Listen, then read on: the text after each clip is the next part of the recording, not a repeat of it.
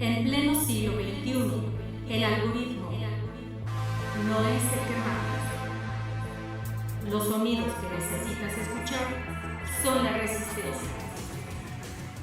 Fonotomía. Diseccionamos tus oídos. Bienvenidos sean a Fonotomía, su ritual sonoro de cabecera. Mi nombre es Elena Zabaleta, transmitiendo desde FIB Radio al norte de la hermosa y desenfrenada Ciudad de México. A partir de hoy, cada semana elegiremos un álbum perteneciente al género alternativo y sus múltiples variantes, el cual vamos a diseccionar con ayuda de nuestros colaboradores de lujo. Y hoy, como abridor y padrino de nuestra primera emisión, tenemos a Héctor Omar Ortiz. ¿Cómo estás, Héctor? Bienvenido. Bien, gracias. Qué bueno, nos da mucho gusto tenerte por aquí, y he de comentarles que Héctor Omar es la infravoz y sentencias de bandas como Los Evils, fundador de la revista La Horda, también es responsable de sentencias y la infravoz de Ministerium Tenebrae, también es DJ, promotor, artista plástico, así que muchas gracias por acompañarnos. Gracias a ti por la invitación a este nuevo proyecto. Espero que salga muy bien. Sí que sí, esta ya es tu casa, y ¿te parece bien si mandamos algunos saludos antes de clavarnos en el tema de hoy? Claro que sí. Bien, bueno, por mi parte mandamos saludos a todos quienes nos hacen favor de sintonizarnos, y mando un especial saludo a mi hermana Samantha. Te mega adoro y espero que lo que vamos a escuchar hoy ilumine tu alma. Dicho lo anterior, durante la próxima hora vamos a explorar uno de los discos más emblemáticos de lo que hoy conocemos como gótico o dark, ¿no? Hoy vamos a platicar del álbum In the Flat Field de Bauhaus, un disco que marcó un antes y un después, desde mi punto de vista, en la escena oscura e independiente. Pero, Héctor, ¿qué te parece si nos platicas de la primera rola que vamos a escuchar y entender también por qué eso? Primero, ¿por qué hemos elegido este álbum? ¿Por qué te parece que pues vale la pena platicar de él? Primero, yo creo que, bueno, para mí, cabe aclarar que yo no era muy fan de Bauhaus. Okay. Considero que hay muchos otros grupos de contemporáneos que también aportaron y son infravalorados, pero este álbum creo que es muy representativo, tomando en cuenta que el contorno y el contexto social que venía surgiendo a finales, bueno, de la segunda mitad de la década de los 70s en Nueva Inglaterra. Había mucha gente que estaba con muchos descontentos, y el punk ya había aportado su grano de arena. Súper. Ahorita vamos a que nos platiques más a fondo de todo esto, y mientras tanto, ¿te late si nos platicas del primer track que vamos a escuchar? Ok, el primer track tiene el mismo nombre del álbum, In the Flat Field, y pues habla precisamente de lo plano que ellos son de Northampton. Es una provincia de Nueva Inglaterra que está dedicada a la fabricación, bueno, en ese tiempo estaba dedicada a la fabricación de calzado, y hablan precisamente de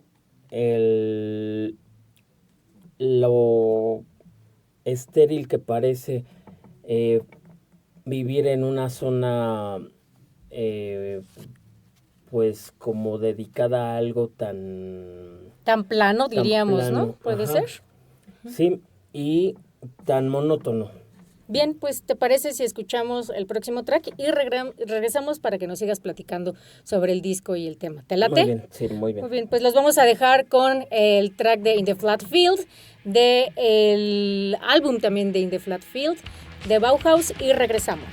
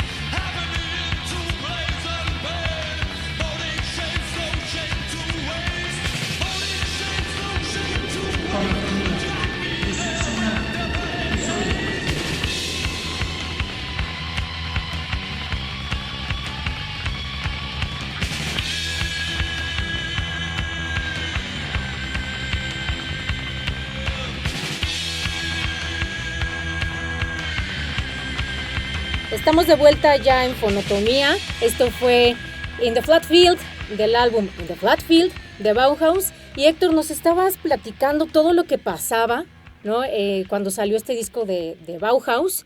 Y pues que es en gran parte la razón, ¿no?, de escuchar un disco como es In the Flat Field, ¿no? Sí, yo creo que resume muy bien la aportación de Bauhaus con este disco.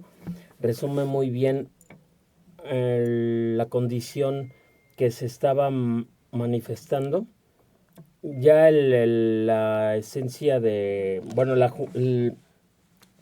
en ese periodo de 1975-76, el gobierno de Margaret Thatcher decía que todos los jóvenes tenían que estudiar y que tenían espacios para estudiar, trabajar y todo era feliz.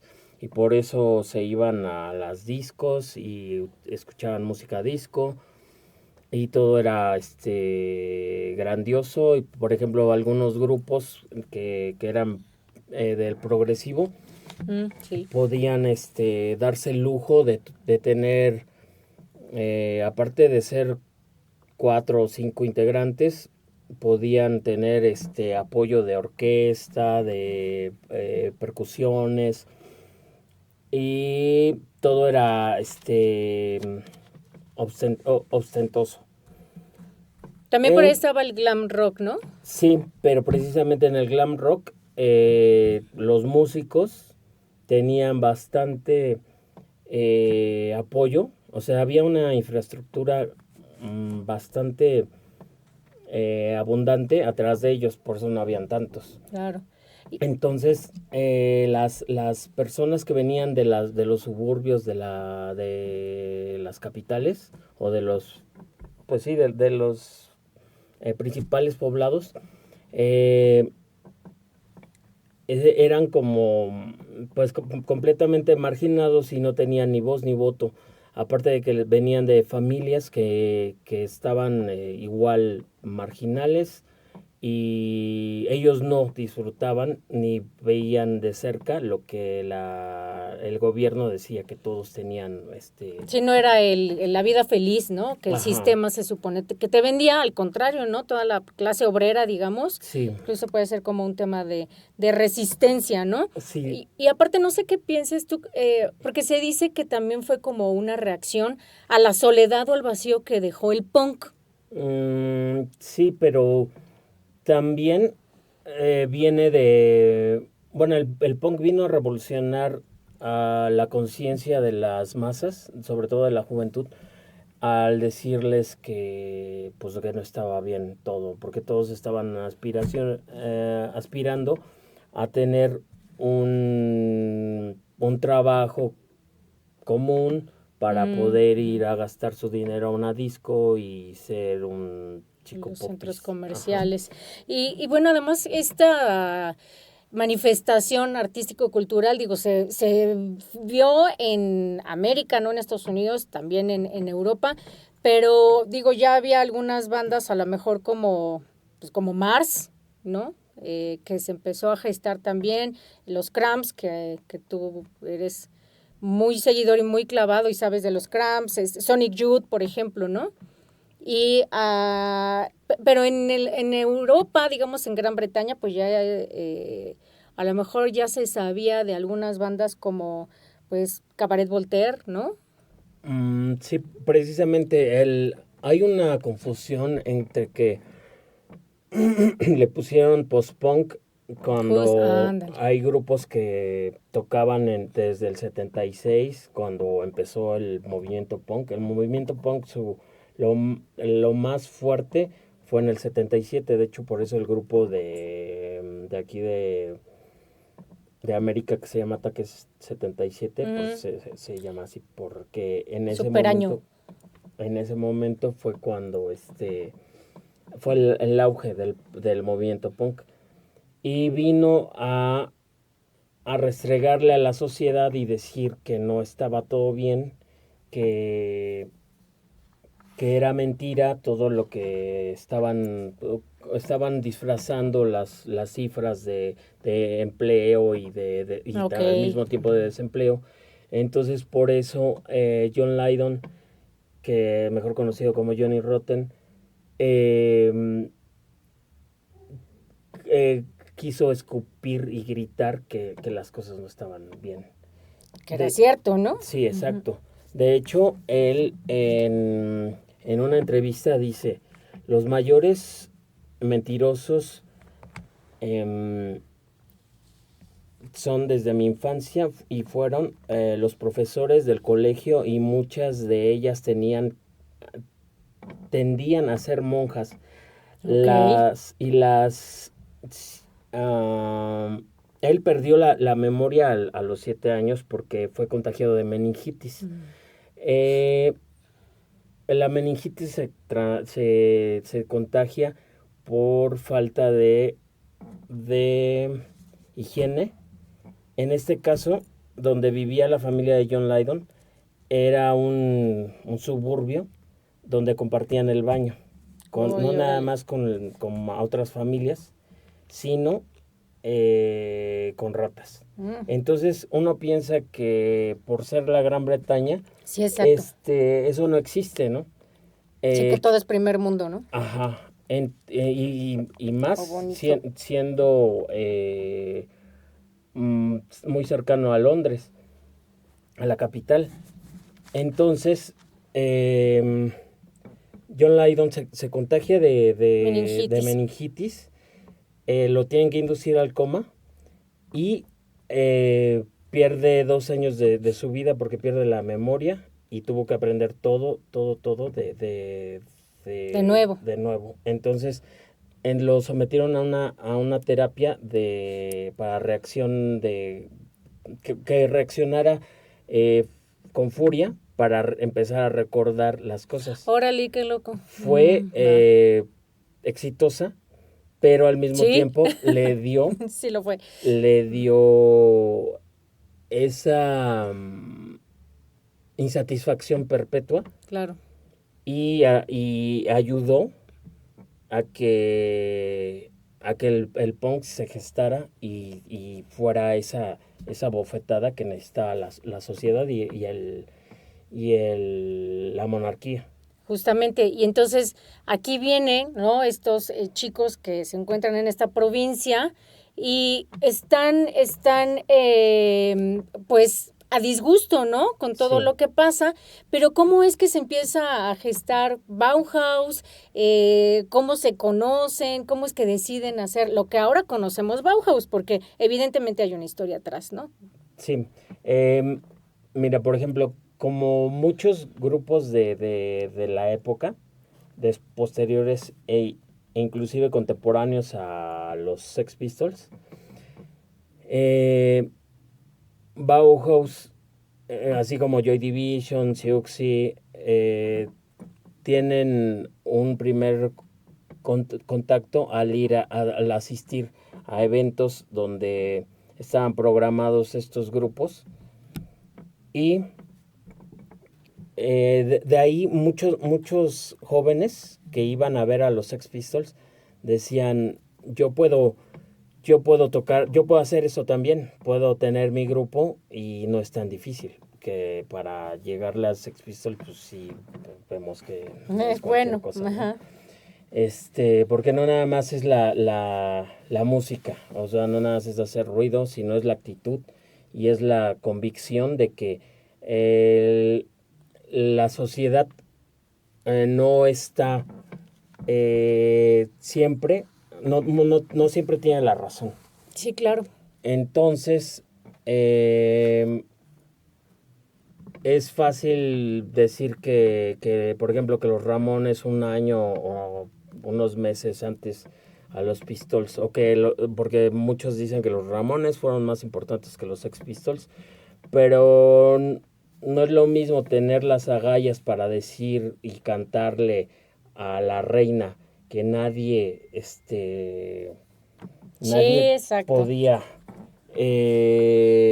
decir algo en contra de de la reina. Eso le costó a John Lydon que lo navajearan en una pelea, después de que cantó en el jubileo de la reina, God Save the Queen. Y es, ajá, exactamente. Además el lugar, ¿no? O sea, Sí, y le cortaron iba un navajazo a su rostro, puso la mano, le cortaron 2 tendones y le enterraron un puñal en la rodilla, y así tuvo que llegar arrastrándose, bueno, con el puñal incrustado en la rótula. Entonces, quien piensa que los Sex Pistols es lo mismo que los Ramones cantando Sweet No, Little pues Girl, no creo. I Wanna Be Your Boyfriend, pues creo que están muy equivocados, y creo que eso que llevó a John Lydon a ser quien es, y quién fue, no es porque no se le puede atribuir a alguien que no tenga la convicción para enfrentar al sistema como lo enfrentó él, con rabia y furia. Entonces, yo creo que eso fue el gran semillero, el asistir a sus conciertos o simplemente escuchar de él, de ellos, de los Sex Pistols, fue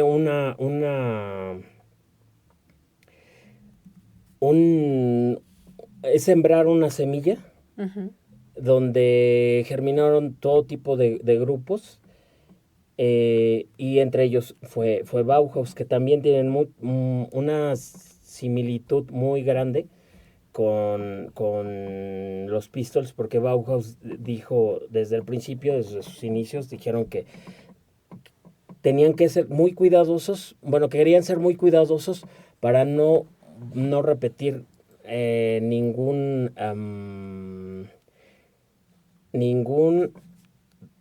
estilo musical que ya se hubiera conocido. Sí, por ahí decía, ¿no? No me acuerdo si fue Peter Murphy que dijo en algún Peter momento Murphy. no queríamos sonar a alguien más. Pero aquí lo que se me hace bien interesante es que, por ejemplo, Daniel Ash, guitarrista, que ahora sabemos que es el guitarrista de Bauhaus, él como que es el motor principal, ¿no? O el amalgama que Sí. hace que Bauhaus se forme. Él ya tenía unas bandas, ¿no? Anteriormente. Sí, Daniel Ash es precisamente la amalgama, porque él era amigo de Kevin Haskins, el baterista, y David J., hermano de Kevin Haskins, Correcto. el bajista de Bauhaus, y también era amigo de Peter Murphy, pero De no la escuela, era... ¿no?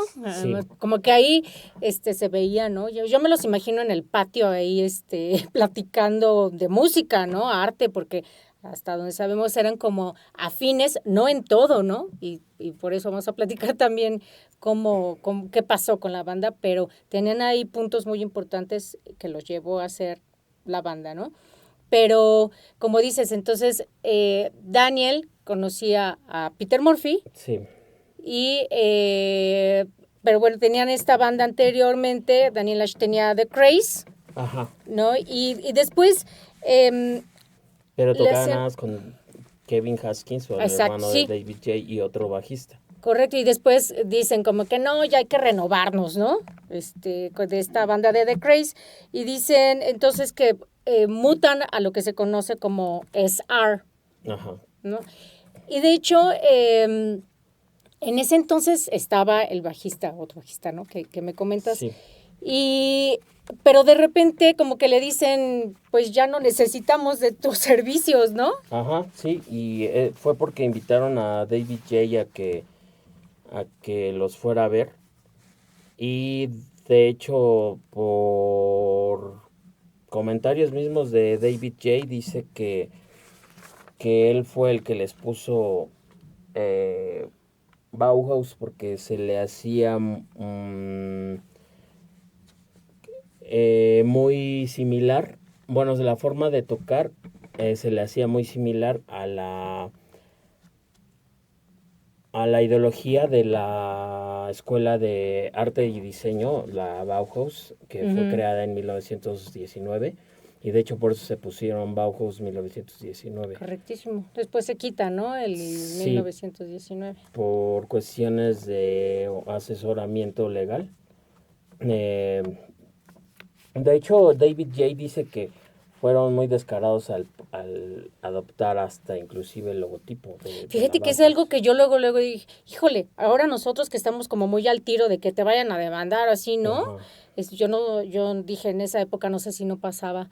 Pero sabes que también algo que llamó mucho la atención es que David J. Se estaba dedicando a otra cosa completamente en ese entonces, ¿no? Sí, de hecho se iba a ir a tocar el bajo con las tropas, bueno, iba a ir a tocar el bajo a las tropas de...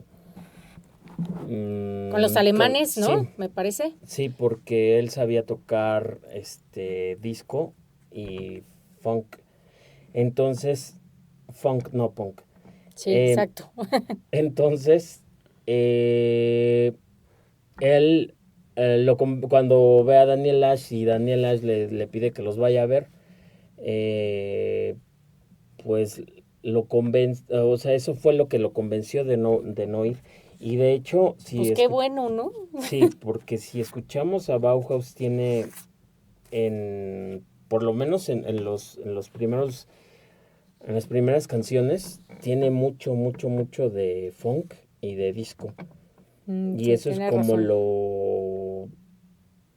pues también lo relevante, porque hay grupos como The Fall que son contemporáneos a Bauhaus, que este tipo decía que, el vocalista decía que, por ejemplo, encaró a Lux Interior de The Cramps y dijo que ellos no tenían por qué estar en un festival de vanguardia, ya que The Cramps estaba haciendo solo covers de los 50 y no estaba proponiendo nada, a diferencia de todos los grupos que estaban Ok, qué fuerte. en los 80s post-punk.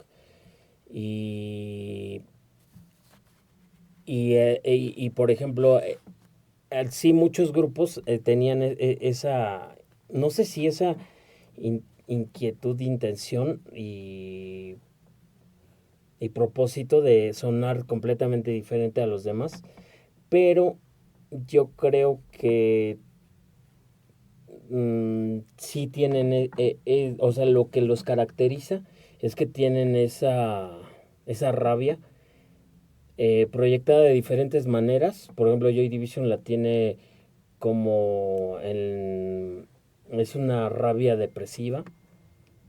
The Cure también la tiene así parecido. Y Bauhaus también la tiene como a través de esa teatralidad que hacía Peter Murphy y las guitarras desgarradoras de Daniel Ash. Eh, Creo que, y también por ejemplo, Kevin Haskins fue denominado Mr. Drums por la excelente ejecución que tenía a través de la batería, de su instrumento. Y bueno, o sea, es que es estar frente a personas que en realidad querían, em, lo hacían no por trascender y ser los mejores, sino por manifestar lo que el punk vino a despertar, manifestar lo que tu propia visión de la vida a través de la música y demostrando que no necesitas ser tanto un virtuoso como tener los álbumes que digan los instrumentos Sí, más caros o más finos. sí, claro. Y hablando de todo esto, pues justamente el álbum que nos trae hoy aquí a esta plática. Hay por ahí una anécdota muy curiosa que también a mí se me hace muy importante porque habla de cómo ir tocando puertas para hacer que suceda, ¿no? Que es cuando Bauhaus, ya en esta búsqueda de que pues ya los empiezan a grabar también, ¿no? Y ya pensando en más grande, llega con John Peel. John Peel es el locutor de radio y es el principal promotor de todos los grupos de post-punk que hubo. De hecho, mencionamos hace ratito a The Fall y The Fall es el grupo favorito de John Peel. todos, o la mayoría, Ah, ¿no? sí, Que conocemos lo de John Peel Sessions, ¿no? sí, sí, sí. Y tener, Peel Sessions, ajá, ¿no? Se exacto, llamaba Peel Peel Sessions, Sessions. exactamente, Sí. tienes razón. Tener esos discos es una maravilla porque son irrepetibles. Ajá. Y entonces, justamente, pues Bauhaus en algún momento comentó en la búsqueda de que ya los graben, llegaron con John Peel y ellos como muy seguros, ¿no? Llegaron a la recepción y dijeron, hola, somos Ah, sí, amigos de somos John amigos. Peel, ¿no? Lo más loco es que ahí estaba Motorhead, ¿no? Estaba en la recepción, me parece que era Motorhead, y dijeron, sí, venimos a ver a John Peel, somos sus amigos, ¿nos pasas, por favor? Y lo más loco es que sí los pasaron. Y ellos llevaban, pues, su sencillo super mega Ajá. conocido, ¿no? Que es Bela Lugosi's Dead, que dura, ¿qué? 9 minutos, Sí, ¿no? más de 9 minutos. Pero ¿qué pasó cuando llegaron ahí a la cabina con John Peel? Le dijeron, mira, te traemos aquí esto, ¿no? Que es como siento que es el parteaguas donde también ya los empezaron a conocer, pues ya de forma más, no quiero decir masiva porque no, todavía no, pero sí en medios de comunicación, ¿no? Como con John Peel. Y que dijo John Peel, dice, tenemos en la cabina Bauhaus y traen su primer sencillo, que dura 9 minutos, y creo que va a ser la primera y última vez que la toquemos, ¿no? De hecho, es bastante raro porque muchos no apostaban a que fuera a tener éxito Bela Lugosi's Dead. Bela Lugosi's Dead la escribió David J., el bajista. Uh-huh. Yo me acuerdo que una de las principales causas por las que no fueron mis favoritos desde el principio, porque yo estoy más enfocado al género de terror y en todos sus aspectos. Por eso conocí la escena musical. Okay. Entonces, una persona en un, no me acuerdo en dónde escuché, que dijo que Bauhaus le había hecho esa canción como una forma de burlarse de Bela Lugosi, el actor húngaro de Drácula de 1931. Él fue escogido para interpretar Drácula porque el principal cliché de Hollywood de las películas de terror, que es Lon Chaney, que después Lon Chaney señor, porque su hijo fue Lon Chaney Jr., es el actor de la película del Hombre Lobo.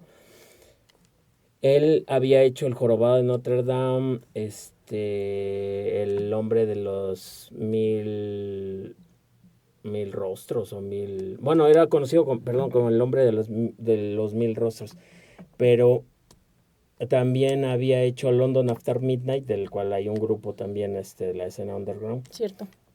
Había hecho casi todas las películas de habidas por haber de personas deformes o monstruos. Entonces era el indicado para llevar a cabo la película de Drácula, interpretar. Pero ya no se pudo porque él no quedó muy bien parado después de la transición de lo que fue el cine mudo al hablado. Y Bela Lugosi era bastante joven y venía de haber actuado el personaje de Drácula en una obra de teatro. Entonces, como Lon Chaney estaba descartado, no recuerdo bien si fue porque estaba en otro proyecto o porque ya estaba muy mal de una enfermedad. De salud. Okay. Ajá. Uh-huh. Y fue contratado Bela Lugosi. Entonces él no sabía hablar inglés cuando fue contratado. Él hablaba fonéticamente. Entonces, por eso es que de Bela Lugosi le agradecemos le debemos que tengamos en mente que los vampiros hablan así. Cierto, tienes razón. Porque él se tenía que aprender los diálogos fonéticamente y también de que los personajes, los que representan a Drácula, los actores que interpretan Drácula, están vestidos como con frac y con capa y todo eso. Claro, y esta es como que una de las... luego como que relacionamos a Bauhaus con esto que mencionas, Sí. pero como... Ajá, Sobre todo porque Bela Lugosi estuvo tan agradecido y tan metido y creía tanto en el papel de Drácula que pidió ser enterrado con el vestuario de Drácula. Entonces de ahí venía que, bueno, la persona que lo dijo que lo mencionó. Ujú. decía que por eso le hacía burla Ok. Bauhaus a Bela Lugosi porque era demasiado haberse tomado esta situación como para llevarlo a más allá de la muerte, ¿no? Y fíjate, en Coachella, ¿no? 2005 fue, Exacto. hasta salió de cabeza suspendido Peter Murphy, ¿no? Como si fuera un murciélago. Un Después murciélago, empezó a decir que él era el vampiro mayor. Mayor. y no sé qué. Y ahí va a Sí. decir otras cosas. Pero Lo entendemos. pero también ahí tiene mucho que ver que Dave Vanian, el vocalista de The Dam, él fue el primero que mucho antes que Peter Murphy. Recordamos que todos estos grupos surgen por meses de distancia, pero cuando ya llevan años, pues es como siglos, ¿no? Entonces Dave Vanian en su adolescencia fue más de 2 años, trabajó más de 2 años como sepulturero. Órale. Él tenía de hecho su nombre, su nombre artístico no es, bueno, es Dave Vanian, pero se llama así. Vanian viene de querer formar un personaje y lo extrajo de las palabras de Transilvania, bueno, de la palabra Transilvania. Como Transilvanian. Ajá, Ok. exacto. Y es por eso que Dave Vanian tenía, de hecho, él es el que se vestía precisamente como más que cualquier otra cosa, se vestía y se peinaba como Bela Lugosi. Y se pintaba como los personajes del cine mudo, que forzosamente se tenían que maquillar para verse más grotescos o dar una apariencia siniestra. Por eso se tenían que maquillar blanco y negro para verse así. Lo cual después Peter Murphy retoma y así es. Como que lo hace propio, ¿no? Sí. Oye, pues está súper interesante, hay muchos datos que no sabíamos y yo creo que ya se antoja una segunda rola, ¿cómo ves? Muy bien. ¿Qué vamos a escuchar, Héctor? Vamos a escuchar un cover es precisamente lo que íbamos a presentar. Bueno, de regreso hablamos de eso. Sí. Pero Sí, el cover se llama Telegram Sam, es original de T-Rex y es una versión completamente no se puede encontrar afortunadamente no se puede encontrar en buen punto. YouTube. Es una versión es un regalo que tenemos para que arranquemos con la primera debe. emisión. Exacto. De regreso les damos todo el dato, pero es una muestra de que los queremos mucho. Sí, muchas gracias, Héctor. Vamos a escuchar Telegram Sam y regresamos. Y ahorita les platicamos qué onda con el track, ¿va? Claro.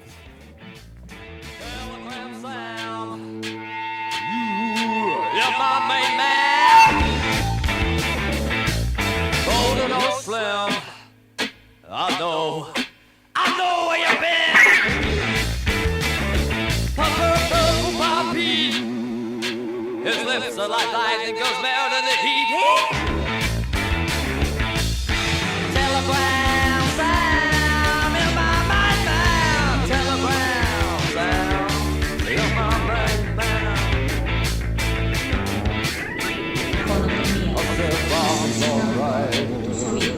He just out of sight.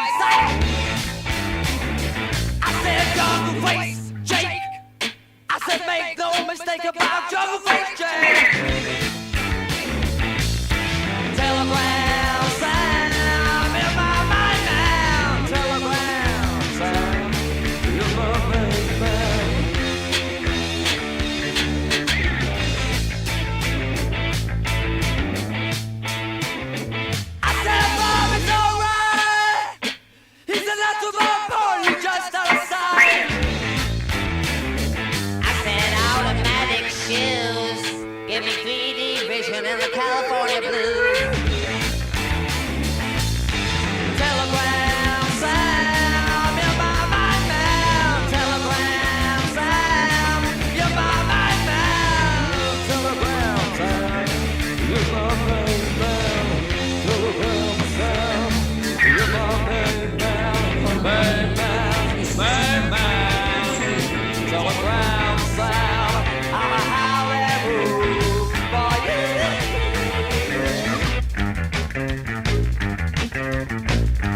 Telegram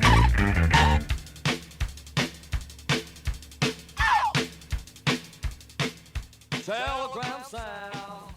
Estamos de vuelta en Fonotomía. Seguimos platicando de In the Flat Field, de Bauhaus, y lo que acabamos de escuchar es Telegram Sam. Les debíamos el nombre completo de qué track se trata, y es Telegram Sam Original Beck Version. Exacto. ¿No? Que como dice Héctor, no se encuentra así como que busques en el YouTube, y es el regalo de Héctor y Fonotomía a todos ustedes y a sus agradecidos oídos. Nosotros somos los agradecidos. Oye, bueno, estamos en este tema del disco, que bueno, In the Flat Field sale el 3 de noviembre de 1980 por un sello, que es la 4AD, Ajá. que aparte es una super disquera, ¿no? Sí. Que también ya tendremos oportunidad de platicar sobre ellos, y que además tiene una super banda, así como que es muy característico de ciertos grupos underground alternativos, si lo queremos llamar así. Pero ya antes de que saliera In the Flat Field, ya había otros sencillos que por ahí se estaban vislumbrando, ¿correcto? Pues nada más Bela Lugosi. Ok. Bueno, porque... sí, perdón. Es que me quedé con lo de 4AD.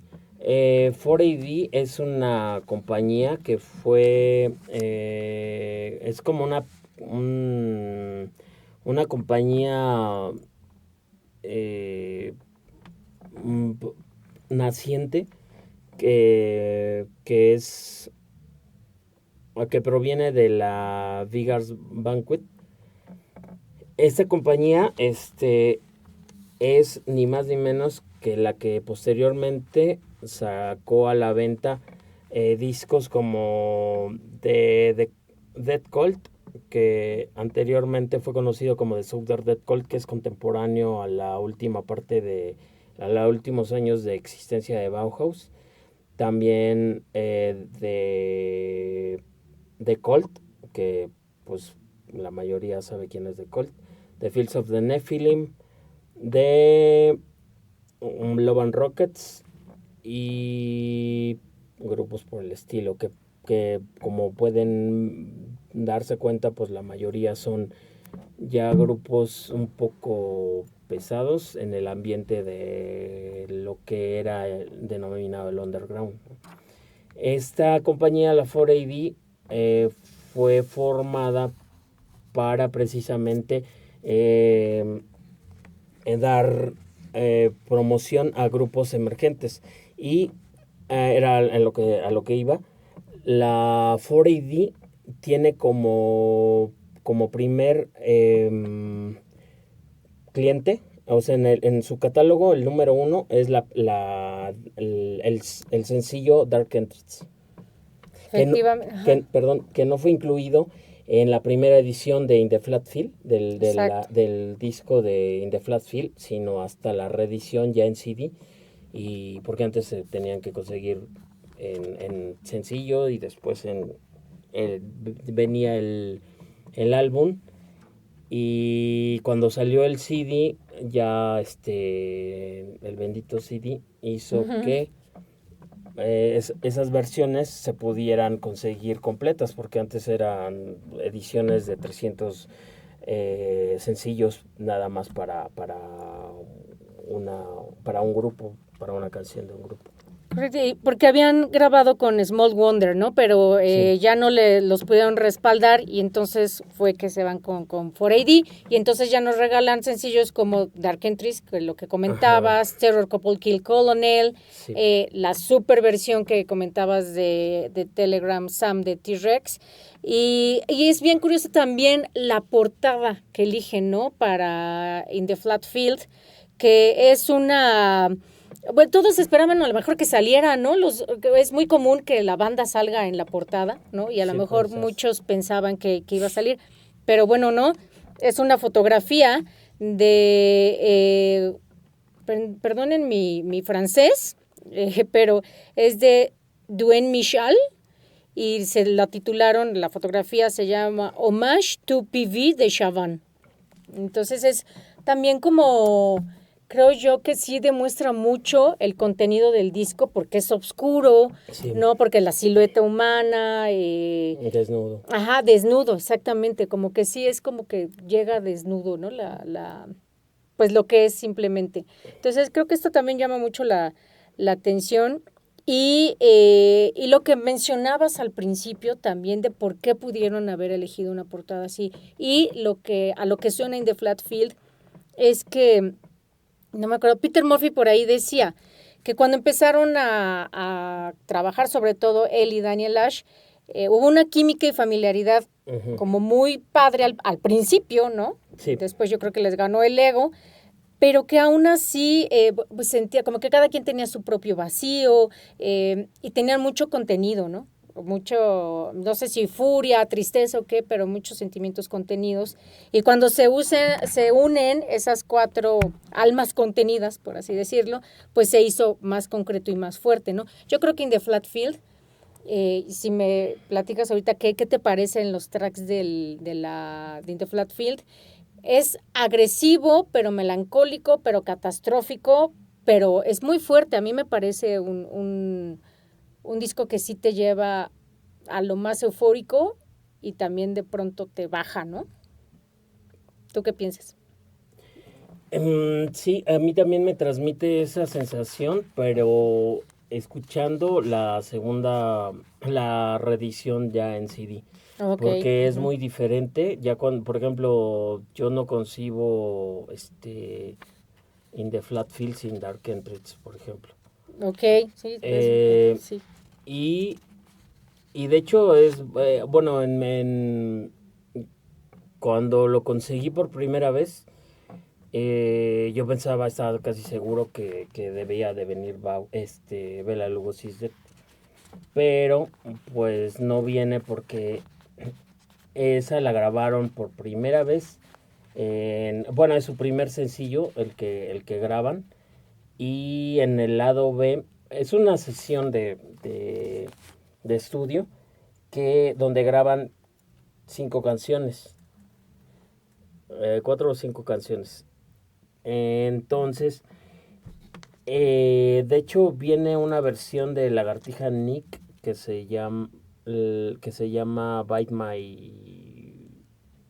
It o algo así. Bite My Him o algo así. Entonces, es la misma, eh, el mismo ritmo y todo.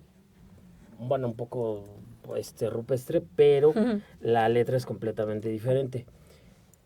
En esa, después la editaron hace no muchos años y se llamó Bella Sessions. Y eso es bastante, o sea, habla mucho del grupo, cómo iba a evolucionar. Como ya lo habíamos mencionado, David J., el bajista, fue el que escribió la letra. Dice que la escribió después de haber conversado con Daniel Ash acerca del cine de vampiros de cuando era en blanco y negro, ¿no? Entonces, querían hacerlo no como una exaltación precisamente a Bela Lugosi, pero también David J., que creo que es el que más puede aportar a este episodio. Al proceso creativo, ¿no? También. Sí, Ujú. pero dice que él lo escribió porque quería que, bueno, cuando lo tocaron, dice que lo tocaron lo hicieron de la manera más simple y sencilla, evocando precisamente a la Bauhaus, que Ok. dice que la forma debe seguir al funcionamiento.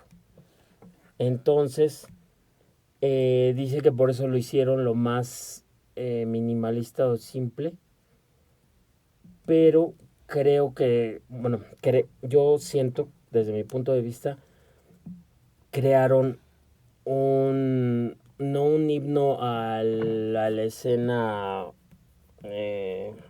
gothic underground, sino una, pues sí, una obra maestra que quedó como legado sin quererlo hacer. Creo que las cosas cuando no se tiene la intención de querer innovar y ser los Ándale, como únicos. pretencioso, ¿no? También. Exacto. Es cuando son honestas y es cuando en verdad trascienden. Entonces, una cosa muy curiosa es que antes de que la editaran la compañía que la editó el sencillo, lo ofrecieron a ni más ni menos que al dueño de la Fiction Records, y él dijo que de ninguna manera iban a... Oye, Fiction es la disquera, perdón, de The Cure. Sí. Ok. Y de hecho él es también él trabajaba en Polygram, y también él grabó a Six and the Banshees. Fíjate qué loco. ¿Y qué pasó ahí? Él dijo que de ninguna manera iban a sacar ese disco porque... Y se arrepintió. Sí. ¿No? Y lo más raro es que la compañía que sí lo sacó editó unos sencillos punks y editó precisamente el primer sencillo de The Cure, que es Killing an Hour. Fíjate, lo que digo, no sabíamos algunos este dato. Revisando el tracklist de In the Flat Field, hay rolas como Stigmata Martyr, traer el tema cristiano o religioso a un plano así underground y tan oscuro, a mí me parece fascinante. Es que de hecho a eso era lo que se me había escapado. Cuando los Pistols escupen a la sociedad, la realidad de la juventud, por eso yo los equivalo. Bueno, siento que tienen una equivalencia Bauhaus con los Pistols, con Sex Pistols, porque así como los Pistols dicen de la sociedad, Bauhaus también habla de la sociedad a través del fanatismo de la misma sociedad con lo religioso, de la hipocresía también que hay en las religiones, y de que, por ejemplo, no por ser el más religioso quiere decir que la gente sea buena. Correctísimo. Solo están siguiendo un guión, y qué pasaría si se lo cambian. Pues ya no entra ya no entra la parte de convicción, de hacer las cosas por convicción. Y creo que Peter Murphy, a través de sus canciones, sí, por lo menos en In the Flat Field, sí toca esas partes de estar cuestionando y a veces criticando sutilmente, pero sí critica a la sociedad hipócrita que estaba...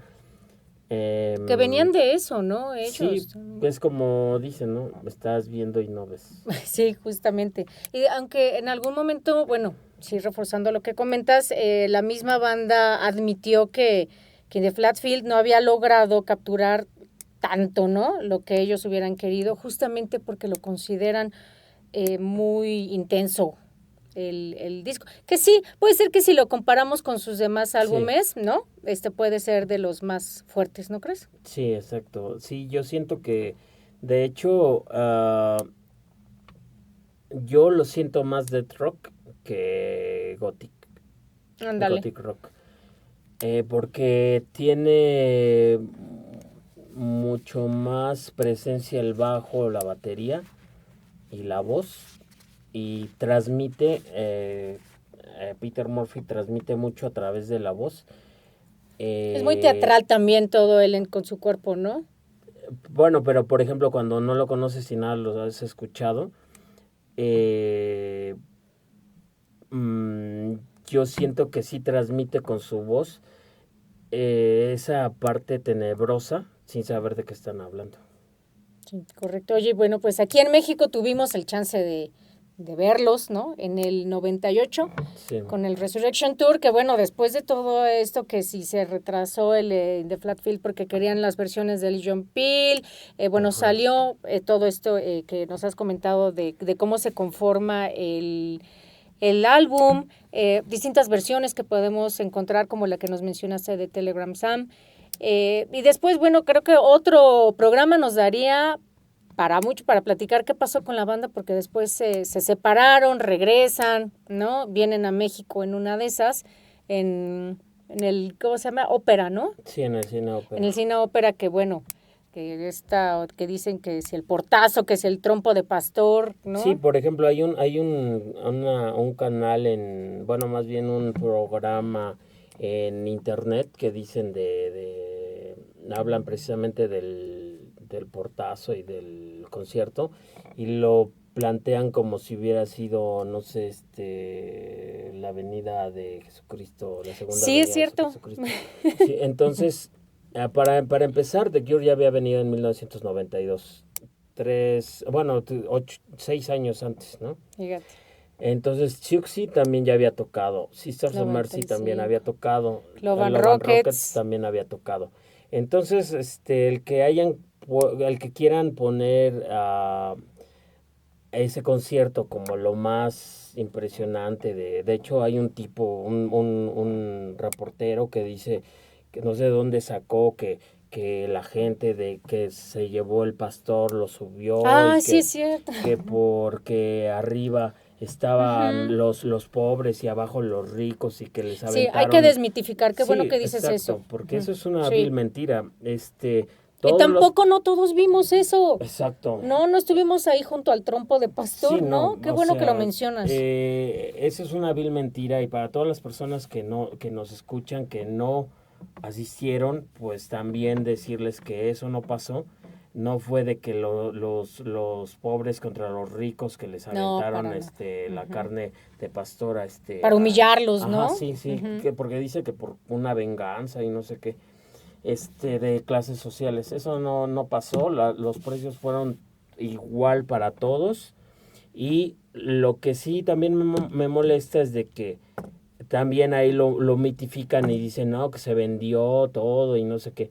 La verdad, yo me encontré a personas afuera que me dijeron que sí entraron, pero yo las conozco y esas personas ni siquiera ahorraron un quinto para comprar su boleto.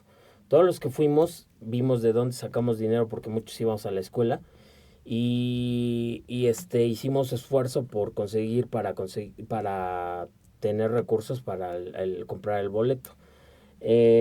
No fue de que como también ahí lo mitifican y dicen que todo se vendió y no sé qué, y que mala onda que no consiguieron el premio.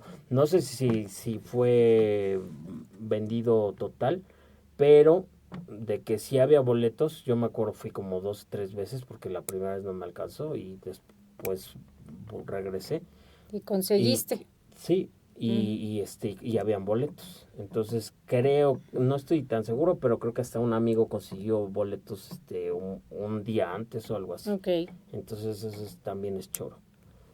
Muy bien, pues, Héctor, la historia de Bauhaus y de su álbum de In the Flat Field, pues da para mucho más. Yo creo Sí, que después vamos a continuar también hablando de Bauhaus, de todo, más bien como sus proyectos alternos, ¿no? Porque también cada uno tiene otra historia, influencias, pero pues por el momento aquí nuestro ánimo se oscurece más porque tenemos que despedirnos. ¿Quieres agregar algo, Héctor? sí, claro. Muchas gracias por la invitación a este día y a tu proyecto. Es Y tuyo también.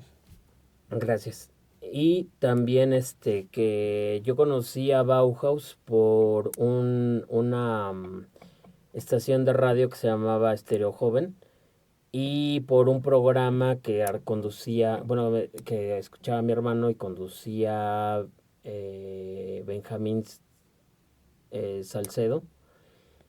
Y que se llama Frecuencias Alteradas. Él ponía metal.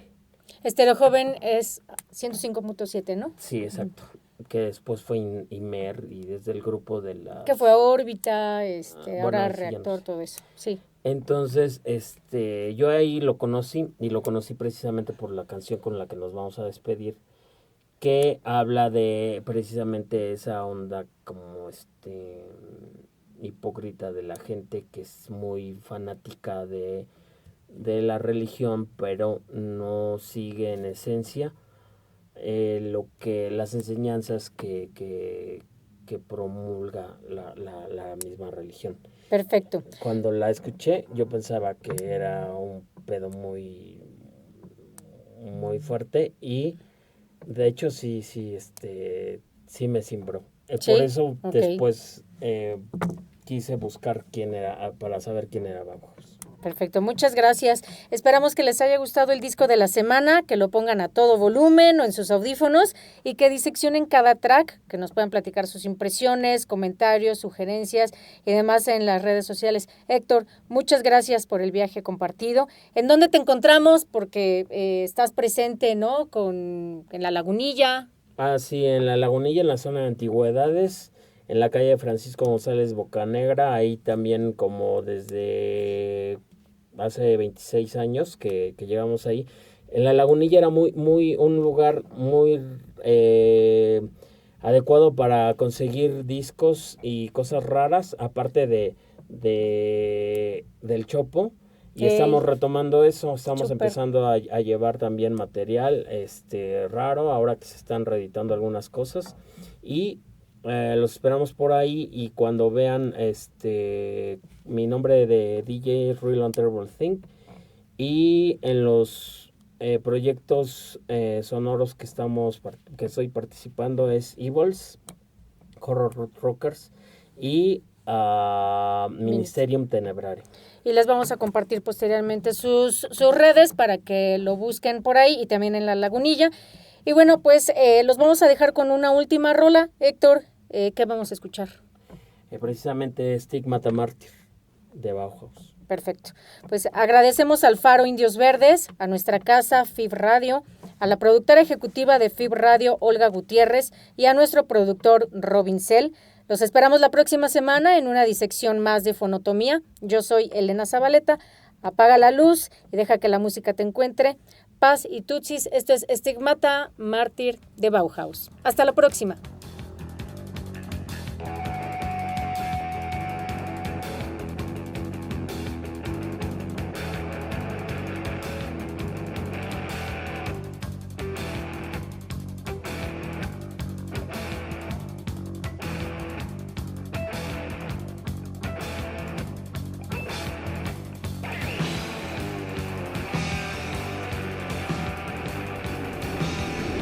Fonotomía, diseccionando tus oídos.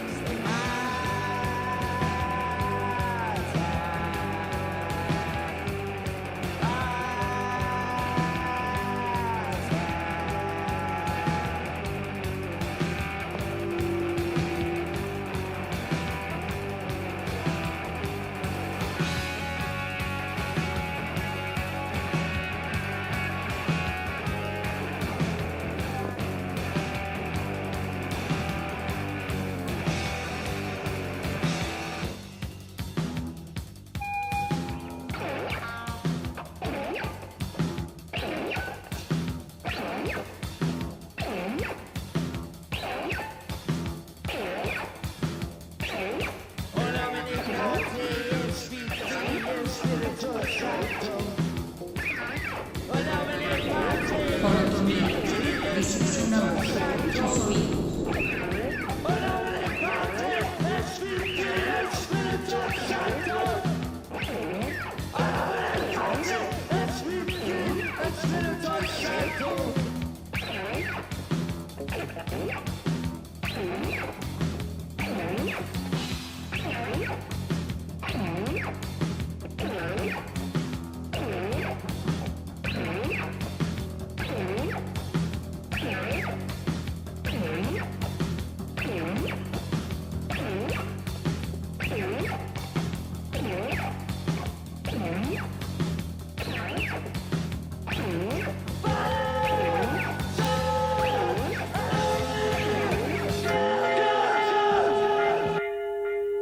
Esto fue Fonotomía.